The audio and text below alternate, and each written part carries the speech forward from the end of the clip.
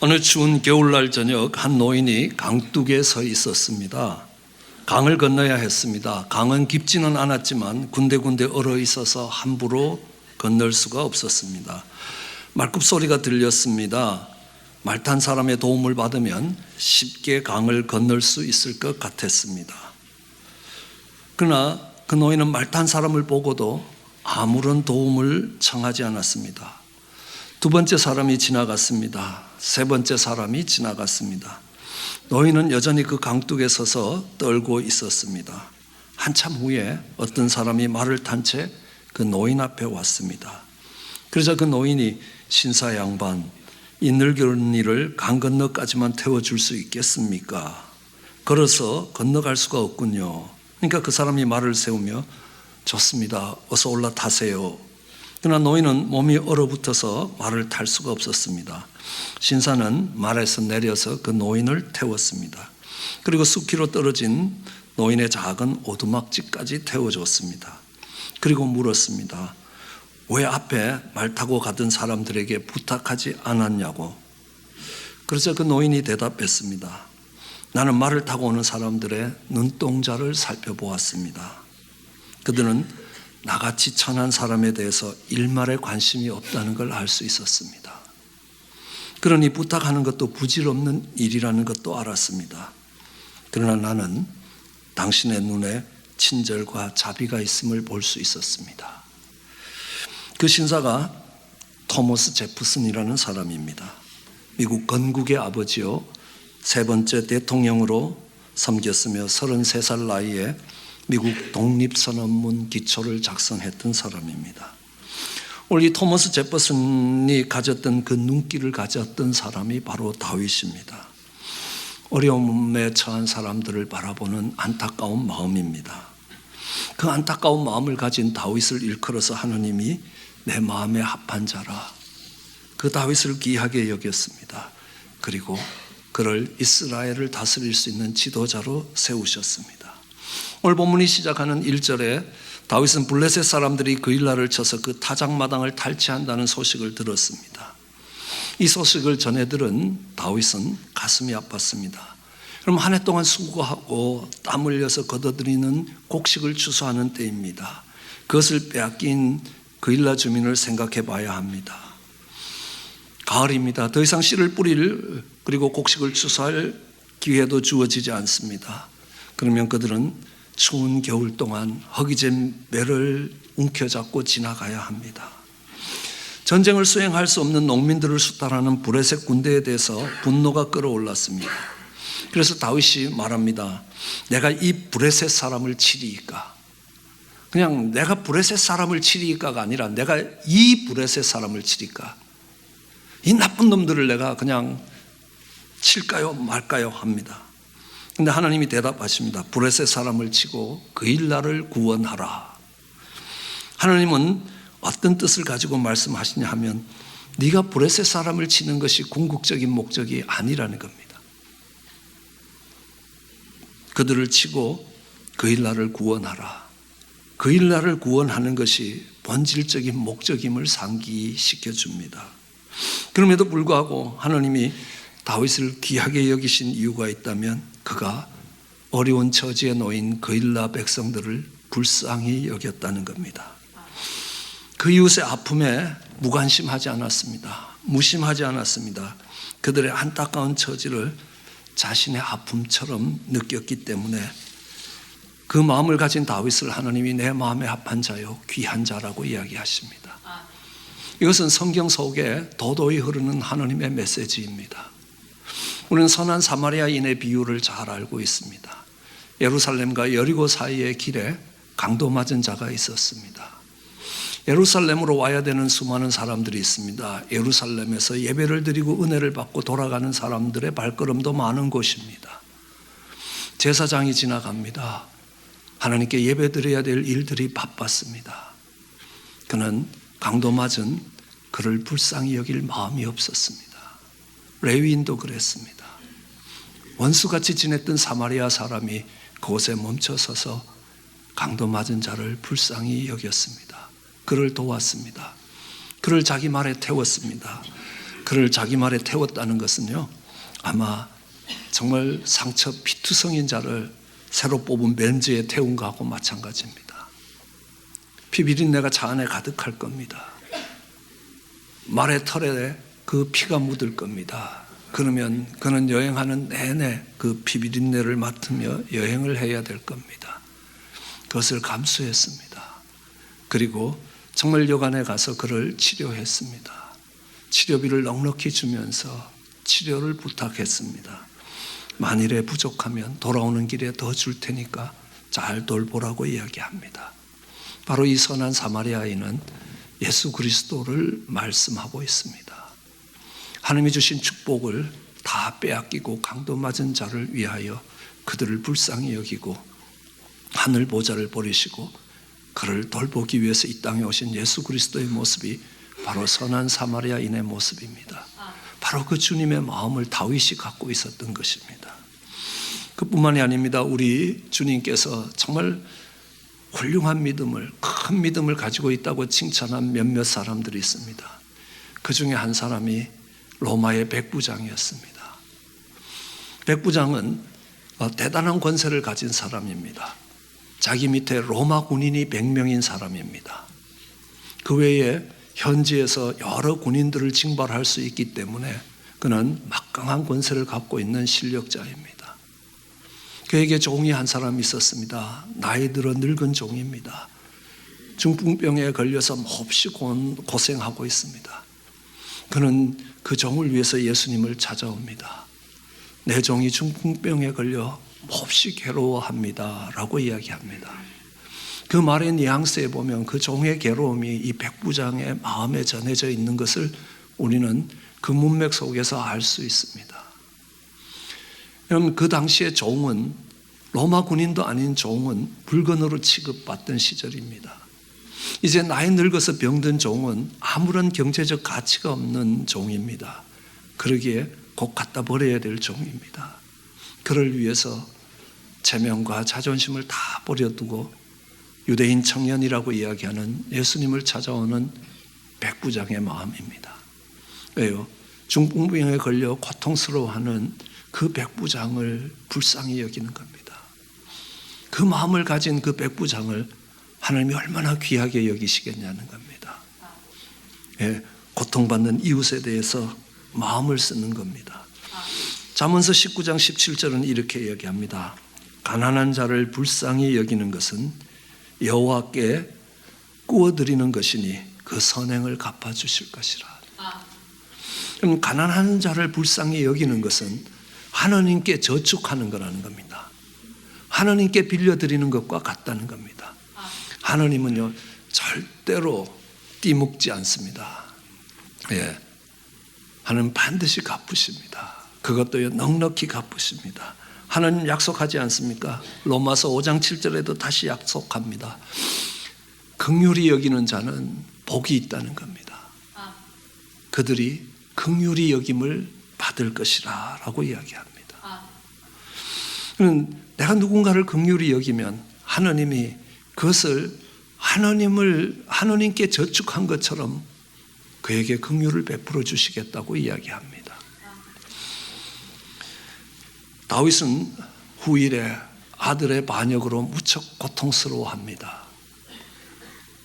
아버지의 왕자리를 노렸던 그의 아들 압살롬이 군대를 일으켜서 반역을 했을 때 다윗은 신발도 신지 못한 채 도망을 가야 했습니다. 너무너무 창피하니까 머리를 풀어서 얼굴을 가리고 요단강을 눈물로 건너야 됐습니다. 그때 보면요, 수많은 사람들이 다윗을 돕기 시작합니다. 바실레가, 후세가, 이 수많은 사람들이 다윗에게 긍휼을 베푸십니다. 왕자에서 쫓겨난 다윗을 경멸한 것이 아니라 그에게 긍휼을 베푸는 것입니다. 왜 그 긍휼이 베풀어지겠습니까? 하나님이 이야기합니다. 네가 불쌍한 자를 위하여 긍휼을 심었기 때문에 이제 내가 너를 긍휼히 여길 때라는 겁니다. 내가 그 일을 갚아줄 때라고 이야기합니다. 다윗이 그일라 거민을 구하기 위해서 동원했던 다윗의 사람들은 아둘람 동굴의 사람들입니다. 우리는 그들을 일컬어서 아둘람 동굴의 400인이라고 이야기합니다. 사무엘상 22장 1절 2절에 보면 그 아둘람 동굴에 모인 사람들을 이야기합니다. 환난당한 사람들이라는 겁니다. 빚진 사람들이라, 마음이 원통한 사람들이라. 저희 아름다운 교회 버전으로는요, 지지리도 못난 사람들이라. 정말 사울이 다스리는 그 땅에서 제대로 살아가지 못하고 사회 부적응, 그 사회에 적응이 안 되는 사람들이었습니다. 능력이 없어서 큰 어려움들을 당하거나 돈을 빌리고 갚을 능력이 없어서 떼먹고 도망오거나 아니면 원통한 일이 있어도 어디 가서 하소연도 할 수 없는 그런 사람들입니다. 자기들도 불쌍한 사람들입니다. 긍휼히 여김을 받아야 될 사람들입니다. 그런데 그들이 긍휼히 여김을 베풀고 있다는 사실입니다. 이것이 하나님께 참 귀한 일입니다. 정말 우리는 잘 알고 있습니다. 우리가 넉넉히 가졌기 때문에 배고픈 사람에게 한 끼 밥을 사주는 것, 그것도 귀한 것이라고 생각합니다. 그런데 내가 가진 것도 넉넉지 않는데 그걸 나누는 마음은 더 귀하다는 겁니다. 내게 정말 단돈 10불밖에 없는데 배고파 구걸하는 거지에게 그 10불을 내줄 때에 정말 그 마음은 정말 무거울 겁니다. 나도 여유가 있는 게 아니라는 겁니다. 그렇지만 그래도 나는 집에 가면 다시 따뜻한 밥 먹을 수 있기 때문에 내 형편과 내 처지가 어려울지라도 똑같이 어려운 처지에 있는 사람들을 향하여 긍휼의 손을 내밀 때 하나님이 그것을 기뻐하시더라는 겁니다. 내가 넉넉해서 도와주는 것 아니지 않습니까? 오늘 본문 3절에 보더라도 그렇습니다. 그일날 사람을 돕자라고 이야기할 때에 다윗의 사람들이 안 된다고 이야기합니다. 보라라는 겁니다. 우리 처지를 한번 봐라는 겁니다. 우리가 유다에 있어도 살아남기 힘들다. 우리가 유다에 있어도 두렵다는 겁니다. 그런데 하물며 그일라에 가서 브레셋 군대를 치겠느냐?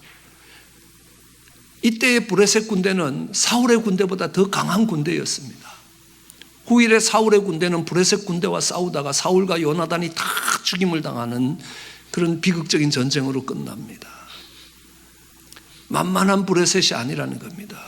군대를 동원하면 이길 수 있는 게 아닙니다. 적은 강하다는 겁니다. 우리 400명들 다 지지리도 못난 사람이라서 군사훈련 받은 사람들은 아니라 그 군인들은 왕의 월급을 받으면서 잘 살 수 있었습니다. 그 사회에서 도망 안 나와도 됩니다. 오히려 다윗을 잡으러 올 수 있었습니다. 그렇지 않는 사람들, 불쌍한 사람들이었습니다. 우리는 우리가 살아남기도 힘든데 어떻게 그 일날을 돕겠냐는 거예요. 그런데 그때 베푸는 도움의 손길을 하나님이 너무너무 귀하게 여기고 계시는 겁니다. 우리는 선교를 할 때도 그렇습니다. 우리 안에도 많은 어려움들이 있습니다. 우리 안에도 많은 부족함이 있습니다. 우리 안에도 복음을 전해야 될 곳도 많습니다. 우리 자녀들을 키우기 위해서 베풀어야 되는 손길들, 재정적인 필요도 있습니다. 아직 우리도 제대로 서지 못했는데 어떻게 정말 선교지의 그 연약한 교회들을 도울 수 있겠냐? 그런 소리 하시면 안 된다는 겁니다. 우리가 오늘 이 자리에 올 수 있었던 것도 어렵고 힘든 처지에 있던 그 교회들이 손을 펴서 선교사들을 보냈기 때문에 우리는 그 복음을 받아들이고 오늘 이 복된 자리에 올 수 있는 것입니다. 한국에 처음 들어왔던 토마스 선교사입니다. 처음 순교했던 선교사입니다. 그 토마스 선교사를 보냈던 웨일즈 교회는 교인이 20명이 안 되던 작은 교회였습니다. 그 교회 자체가 그 땅에서 살아남기가 쉽지 않는 교회였습니다. 그렇지만 그들은 그들보다 더 어려운 이웃을 위하여 긍휼의 손을 베풀었습니다. 그것이 우리 하나님의 마음이었고 우리 하나님이 귀하게 여기신 것입니다. 다윗이 그 일날을 도와준 것이 다윗의 군대가 온 세계를 통일하고 정말 중동의 맹주가 되었을 때에 그 일날을 도운 것 아닙니다. 그의 존립이 위험할 때에 그때 그 일에 뛰어들었습니다. 예수님도 말씀하십니다. 제자들을 놓고 교훈하셨던 산상수훈의 마지막 마태복음 7장 24절로 마지막 절까지는 이렇게 기록되어 있습니다. 그러므로 누구든지 나의 이 말을 듣고 행하는 자는 그 집을 반석 위에 지은 지혜로운 사람 같으니 비가 내리고 창수가 나고 바람이 불어 그 집에 부딪히되 무너지지 아니하니 이는 주초를 반석 위에 놓은 연고요. 나의 이 말을 듣고 행치 아니하는 자는 그 집을 모래 위에 지은 어리석은 사람 같으니 비가 내리고 창수가 나고 바람이 불어 그 집에 부딪힘에 무너져 그 무너짐이 심하니라. 여러분, 참된 믿음의 모습이 언제 드러나느냐 하면 밝을 때에 아무런 문제가 없을 때가 아니라 비가 내리고 창수가 나고 큰 물이 일고 정말 바람이 불 때라는 겁니다. 그때에 그 신앙의 참 모습이 드러나고 있습니다. 우리는 평상시가 아니라는 겁니다. 어려움이 가득한 고난의 때를 지나갈 때에 그의 참된 신앙의 모습을 볼 수 있습니다. 오늘 다윗의 모습이 그랬습니다. 그 일날을 돕는 다윗의 모습이 아름답고 하나님 마음에 합할 수 있었던 것은 다윗이 평상시에 그들을 도왔던 것 아닙니다. 어려울 때입니다. 바람이 불고 비가 나고 창수가 나는 그 고난의 때에 정말 도움의 손길을 내밀었기 때문에 하나님이 그 다윗을 귀하게 여겼습니다. 내 마음에 합한 자라고 말씀하셨습니다. 다윗이 하나님 마음에 합한 자가 되었던 또 다른 이유가 우리는 오늘 이 본문 속에 있음을 알 수 있습니다. 다윗은 끊임없이 하나님께 물었습니다. 2절에 보더라도 다윗이 여호와께 묻자와 내가 가서 이 브레셋 사람을 칠까요? 하나님이 가서 브레셋을 치고 그 일날을 구원하라라고 말씀합니다. 그럼 이때가 언제냐 하면요, 그 일날 사람을 공격하는 이 브레셋 사람들을 보니까요 막 혈압이 오르는 겁니다. 화가 나는 겁니다. 안 그래도 힘들게 살아가는 그 사람들, 싸울 군인도 아닌 정말 농사 짓는 그 사람들 칼을 들고 가서 그들이 1년 동안 한 수고를 다 빼앗아 가는 거 보니까요 분통이 터지는 겁니다. 예, 그러면요 칼을 확 뽑아서 가자 하기가 쉽다는 겁니다. 그러나 그때도 다윗은 하나님 가서 이들을 칠까요? 이 브레셋을 칠까요? 하나님이 가라 하시는 겁니다. 감정이 격할 때, 정말 감정이 격분될 때도 다윗은 하나님께 물었다는 사실입니다. 가자 하니까요 다윗의 부하들이 정신 차리십시오. 아니 보십시오. 우리 형편을 보라는 겁니다. 우리가 그 일라에 가서 그 사람들을 구원할 형편이 됩니까? 안 됩니다. 여기 있어도 언제 죽을지 모르는 건데, 야, 우리보다 힘센 브레셋과 싸우고 뒤에는 사울이 오고 앞에는 브레셋이, 이거는 완전히 협공을 받으면 우리는 살아남을 수가 없다. 제정신으로 이야기해라라는 겁니다. 정신 차리십시오. 이건 안 되는 일입니다. 이때 완강한 저항의 벽에 부딪혔습니다. 다윗이 그렇다고 혼자 갈 수 있는 것도 아닙니다. 그때 다시 하나님께 묻습니다. 하나님 갈까요? 가라라는 겁니다. 그냥 묻지 않습니다. 하나님 이길까요? 내가 그들을 네 손에 붙일 것이다. 그리고 내려갔습니다. 브레셋을 이기고 정말 노획물을 뺏고 정말 그 일날을 평온하게 만들었습니다. 그런데 사울이 다윗이 그 일날에 갔다는 이야기를 들었습니다. 거기는 성이 있고 성문이 있는 곳입니다. 성과 문빗장이 있는 곳에 있기 때문에 이제는 갇혔다라는 겁니다. 다윗이 군대를 모아서 다윗을 잡으러 옵니다. 다윗이 그 이야기를 듣고 하나님께 다시 묻습니다. 하나님, 사울이 올까요? 온다는 겁니다. 사울이 와도 이 그일라 사람들이 자기네들을 내주지 않으면 됩니다. 목숨을 걸고 그들 정말 한 해 동안 추수한 곡식을 지키기 위해서 다윗과 다윗의 군사들이 목숨을 내걸은 거 아닙니까? 그러면 설마 그일라 사람이 배신하겠냐? 그냥 은혜를 받은 것도 아니고 목숨을 건 군대의 은혜를 받았는데, 사울이 오더라도 문빗장을 닫고 안 열어주면요 들어올 수가 없습니다. 그러면 사울은 그 군대를 동원했지만 보급로가 충분하지 않기 때문에 정말 음식과 마실 물들을 공급하기 어려우면 결국은 철수할 수밖에 없습니다. 그러면 다윗의 군대는 겨울을 지나갈 수 있습니다. 생각해 보십시오.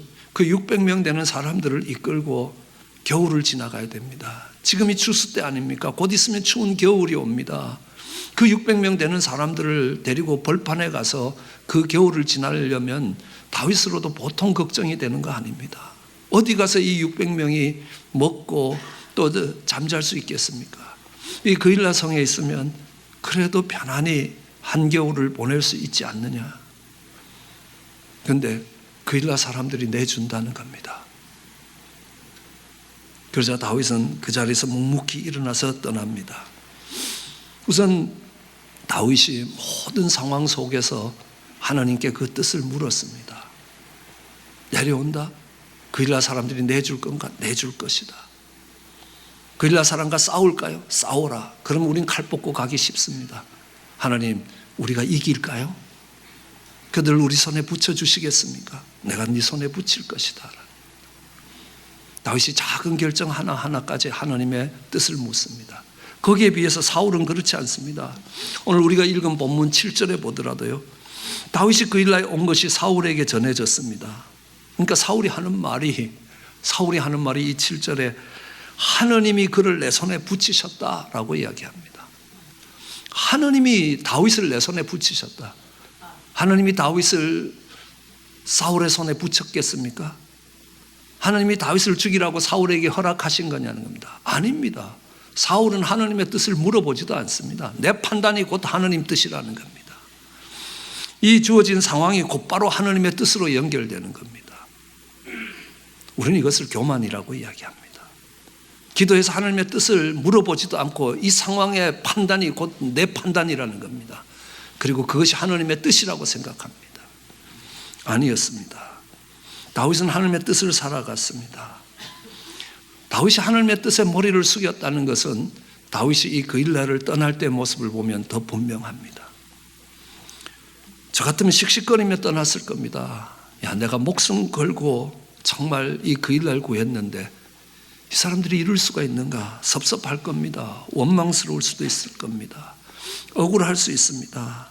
내가 생명 걸고 저들의 재산을 지키고 보호해 줬는데 결국 돌아오는 게 이거냐는 겁니다. 내가 선한 뜻으로 베풀었는데 배신으로 돌아오더라는 겁니다. 그럼 교회를 섬길 때도 그런 일들이 많이 있습니다. 어려운 문제가 있어서 밤잠 안 자고 본인은 먹을 때 안 먹고 금식하며 하나님께 매달려 기도했는데 돌아오는 것이 독한 말들 뿐이라는 겁니다. 먹을 거 안 먹고 쓸 거 안 쓰고 힘에 지나도록 헌금했는데 교회가 나한테 하는 걸 보면 이건 말이 안 된다는 거예요. 얼마나 화가 나는지, 얼마나 불평과 원망이 올라오는지 모릅니다. 그러나 다윗은 담담하게 그 그일라 성을 떠납니다. 다윗이 그 그일라를 향하여 원망하고 불평하며 정말 분노하지 않을 수 있었던 이유가 있습니다. 뭐냐 하면 하나님이 날 상 주실 것이다. 하나님이 내게 상 주시는 거 아니냐는 겁니다. 오늘 우리가 읽었던 본문 제일 마지막 절도 그렇습니다. 다윗이 광야의 요새에도 있었고 십광야에도 산골에도 머물렀으나 사울이 매일 찾되 하나님이 그를 그 사울의 손에 넘기지 아니하시더라. 하나님이 그 다윗을 지켜주실 것이라는 겁니다. 그일라에 들어있다고 보호되는 게 아니지 않습니까? 나를 지키시고 내게 상 주실 이는 하나님이시라는, 그일라 주민이 나를 지켜주는 것 아니라라는 겁니다. 그리고 다시 생각해 보면 내가 뭐 그일라에 내려오려고 내려왔냐? 하나님이 하라고 해서 하셨다는 겁니다. 내가 열심히 싸워서 블레셋을 이겼냐? 아니라는 겁니다. 하나님이 그들을 내 손에 붙였기 때문에 승리할 수 있었다는 겁니다. 내가 죽을 힘을 다해서 승리한 게 아니지 않느냐? 하나님이 주신 승리 아니냐는 겁니다. 그러면 떠날 때도 하나님이 가라 하시면 미련 없이 떠날 수 있다는 겁니다. 왜요? 하나님이 나의 상 주실 이고 하나님이 나를 지키실 이고 하나님이 날 심판하실 이라는 겁니다. 그럼 그일라라는 이 도시의 이름은 요새라는 뜻입니다. 그일라가 요새가 아니라는 겁니다. 다윗의 참된 요새는 하나님이 다윗의 요새입니다. 하나님만을 의뢰하는 겁니다. 나의 구원이 그에게서 난다는 겁니다. 내가 하나님만 바랄 거라. 나의 소망이 그에게서 난다는 겁니다. 그러기에 주가 나의 반석이고 나의 구원이시고 나의 산성이고 나의 피난처라는 겁니다. 하나님이 나의 요새가 된다는 고백입니다. 내가 의뢰할 곳은 하나님밖에 없다는 겁니다. 그러기에 정말 그 일나가 나를 지켜줄 것 아니기 때문입니다. 그 하나님을 의뢰하는 다윗을 하나님이 얼마나 기뻐했는지 모릅니다.